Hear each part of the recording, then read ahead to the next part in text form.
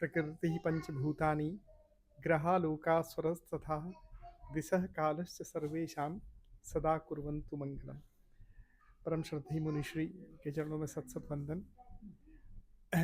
हमारे इस पूरे सभी परिवार के सदस्य जन और हमारे बहुत ही अग्रज हम लोगों के मार्गदर्शक गोविंदाभ्या जी, जिनकी प्रेरणा हमको मिलती है, और पिता तुल्य तो भाई जी हैं ही, और पूरा हमारा जितना भी सब पूरा परिवार है।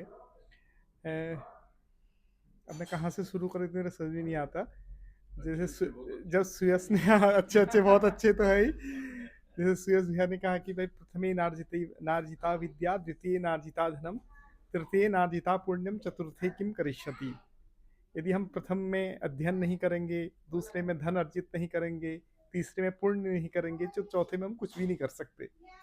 तो चौथे में करने के लिए ये पहली वाली सीढ़ियों को पार करना पड़ेगा, और भाई जी ने ये तीनों सीढ़ियों को पार करके तो अब वो हम लोगों का मार्गदर्शन भी करते हैं और प्रेरणा भी देते हैं, और सदा संघ के अपने तेरापन धर्म संघ की जो उन्होंने सेवा की है वो अपने आप में अतुलनीय है।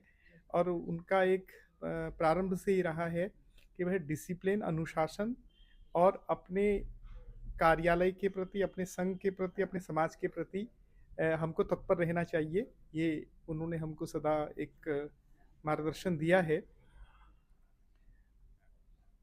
और इसलिए अपना तो ये है कि तन समर्पित, मन समर्पित, खून का कण कण समर्पित।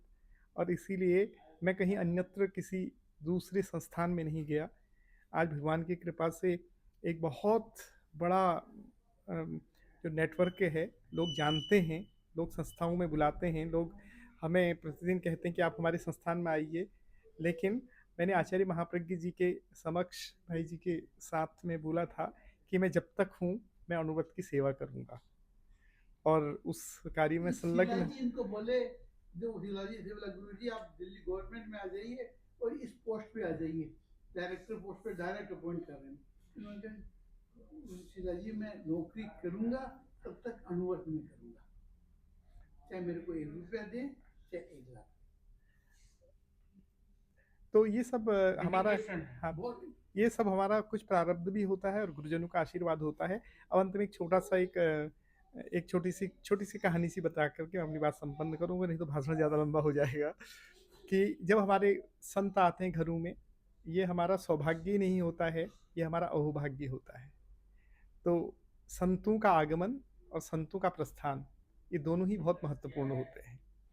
और दूसरा कि एक पॉजिटिविटी आती है और नेगेटिविटी जाती है। तो कुमति और सुमति ये दोनों सिस्टर हैं, दोनों बहनें हैं, और सबके पास हैं, और दोनों ब्रह्मा जी की बेटी हैं। तो कुमति ने सुमति से कहा कि बहन, तुमको इतना सम्मान मिलता है, इतना आदर मिलता है, मुझे ही सम्मान क्यों नहीं मिलता। तो उन्होंने कहा ये तो पिता से ही पूछना पड़ेगा। और दोनों बहनें पिता के पास गईं और पिता से पूछा कि पिताजी, कुमति ने, कि मुझे सम्मान क्यों नहीं मिलता, मुझे रिस्पेक्ट क्यों नहीं मिलता। तो पिता ने दोनों पुत्रियों को अपने गोद में बिठा करके कहा कि कुमति, तुम यहाँ से वहाँ तक चल के दिखाओ। और फिर सुमति से कहा कि तुम भी चल के दिखाओ और वापस आओ। और दोनों जब वापस आई तो उन्होंने कुमति से कहा कि कुमति तुम भी बहुत अच्छी हो, और सुमति से कहा सुमति तुम भी बहुत अच्छी हो, लेकिन सुमति तुम आती हुई अच्छी लगती हो और कुमति तुम जाती हुई अच्छी लगती हो। तो पॉजिटिविटी आती हुई अच्छी लगती है और नेगेटिविटी जाती अच्छी भी लगती है। इसलिए जब संतों का आगमन होता है, क्योंकि वो भगवान के प्रतिनिधि होते हैं, जब वो आते हैं तो एक बहुत अच्छा वातावरण निर्मित हो जाता है, तो पॉजिटिविटी हमारे पास आती है। और संत क्या करते हैं कि जो भी एक नेगेटिविटी तो नहीं, मतलब क्या कह सकते हैं उसको, लेकिन वो बहुत गलत बात जो होती है या कोई ऐसा कोई थॉट जो होता है, वो अपने आप सांप ले लेते हैं। इसलिए हम कई बार देखते हैं कि संत ज़्यादा बीमार क्यों दिखते हैं। संत कई बार बीमार इसलिए ज़्यादा दिखते हैं क्योंकि वो अपने शिष्यों की चीज़ों को भी धारण कर लेते हैं, उनकी बहुत सारी प्रॉब्लम्स को खुद ले लेते हैं। इसलिए हमको कई बार ज़्यादा बीमार दिखते हैं साधु संत, क्योंकि जिनके प्रति उनको श्रद्धा होती है, जिसको बहुत प्रिय करते हैं, तो कई बार वो अपने पे ले लेते हैं ऐसा। मैंने सुना है और पढ़ा है, तो इसलिए तो संतों का आगमन तो अच्छा ही होता है। और जब संत हैं तभी समाज होता है, और समाज के लिए वो बहुत प्रेरक होते हैं, और क्योंकि वो ईश्वर के प्रतिनिधि होते हैं, बस इतनी बात है। और जो ईश्वर का प्रतिनिधि होगा वो कितना पॉजिटिव होगा, कितना अच्छा होगा, कितना सुंदर होगा, तो इसलिए हम कहते हैं कि अच्छे अच्छे बहुत अच्छे। तो हमारे पास जो है वो बहुत अच्छा है, और हम सब सौभाग्यशाली हैं कि हमको ऐसे संतों का मार्गदर्शन मिलता है, प्रेरणा मिलती है, और ये सब हमारे गुरुजनों का आशीर्वाद है। तो पुनः उन्हीं जी के प्रति कृतज्ञता ज्ञापित करते हैं, और हमको धर्म संघ के लिए जितना काम करना होगा, रात दिन 24 घंटे करेंगे ना, और करना ही चाहिए। और अब तो आप पूरे विश्व यात्रा पर जा रहे हैं, तो हम तो एक ऐसा झंडा लेकर के चलें ना, जहाँ पर एक धर्म ध्वजा जो है वो फहराए, और पूरे विश्व में एक संदेश जाए। और उस संदेश का यदि हमारे तेरापंथ धर्म संघ का कोई साधु जाएगा ना, तो जैन धर्म की अलग ही बात होगी। तो अपने आप में बहुत महत्वपूर्ण काम होगा। और बाकी तो एक साधुचर्या जैसी होती है, वो कोई इतना आसान काम नहीं है। ये सुनने में जितना अच्छा लगता है उतना सरल है नहीं, बहुत कठिन है। आज मैं जहाँ से आया, मैं अभी 7 दिन बाहर था, तो वहाँ पर आज देश के बहुत बड़े शीर्षस्थ संत वहाँ पर आए थे।